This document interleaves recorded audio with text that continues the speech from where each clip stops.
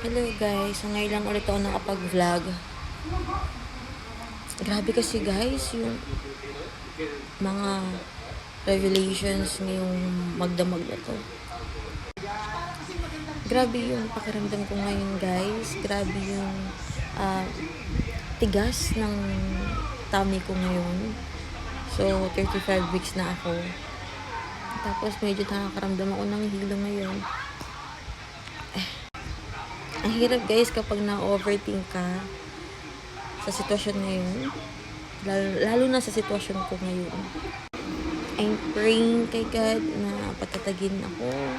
Sa sitwasyon ko ngayon, patatagin din lalo si baby. Dahil kailangan namin ma-full term.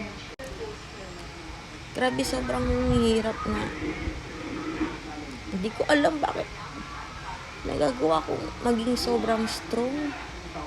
Despite ng mga challenges. Mahal ko lang talaga siguro yung pamilya ko, yung mag-ama ko. Ang dami namin pinagdaanan. Sobrang thankful ako dahil may bago nga kaming baby. May blessings nga kami. Para sa akin, masaya ako sobra. Ewan ko na lang sa asawa ko. Meron pala talagang ganyang klase ng lalaki. Yung siya yung inaasahan mo sa struggles mo, sa hardships mo ngayon. Buntis ka. Naging complicated yung sitwasyon mo, naging high risk yung pagbubuntis mo. Yung asawa mo lang yung sadyang malalapitan mo sa mga ganitong sitwasyon, lalo na LDR kayo. Talagang kailangan nyo lang talaga na intindihin na suporta. Sobra ako naging mapalapit sa kanya, attach. Kasi buntis nga ako, like siyang hinahanap. Ngayon nararamdaman ko pa rin na yan, na tumitigas yung tiyan ko. Pero yung asawa mo, dead ma lang. Ay, grabe.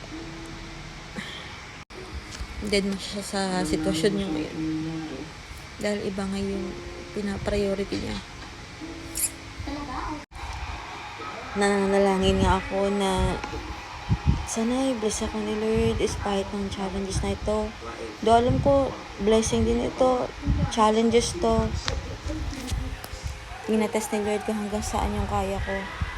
Alam ko binigay niya ito sa akin dahil alam niyang masosolusyonan ko ito, makakaya ko ito.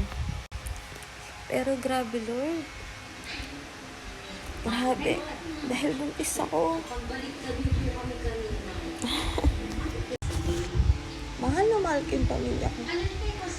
Mahal na mahal ko yung mga anak ko. Hindi ko ginusto naman na maging sensitive yung sitwasyon ko.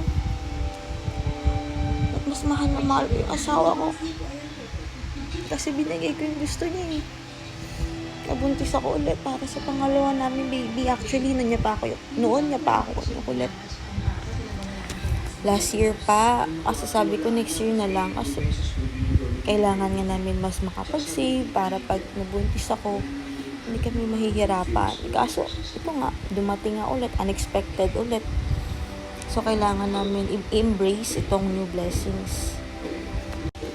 Kaso, dumating to, nagbago lahat. Ayoko naman si baby.